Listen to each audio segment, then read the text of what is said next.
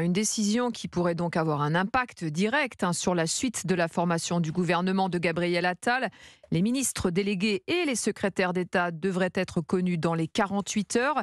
Et Jacques Serret, l'horizon se dégage pour des entrants du MoDem. Oui, c'est le soulagement pour les potentiels ministrables issus des rangs du MoDem. Une condamnation de leur chef aurait mis à mal leur nomination, mais relaxé, François Bayrou garde son crédit politique. Allié historique d'Emmanuel Macron et fort de 51 députés à l'Assemblée, il reste en mesure de réclamer des postes pour ses protégés, comme Jean-Noël Barrot qui était au numérique, ou encore Philippe Vigier qui était aux Outre-mer dans le précédent gouvernement Borne.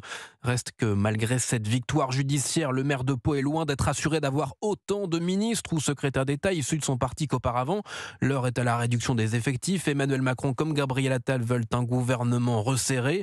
La seconde vague de nominations ne devrait concerner qu'une quinzaine de personnalités pour un gouvernement au total avec les ministres de plein exercice d'une trentaine de membres. Le député Carl Olive est pressenti pour intégrer le gouvernement. Agnès Pannier-Runacher est citée pour la santé. Enfin, le cas Amélie Oudéa-Castéra sera fixé. La ministre de l'Éducation est dans l'incertitude entre Matignon qui souhaite son départ et l'Élysée qui veut la maintenir.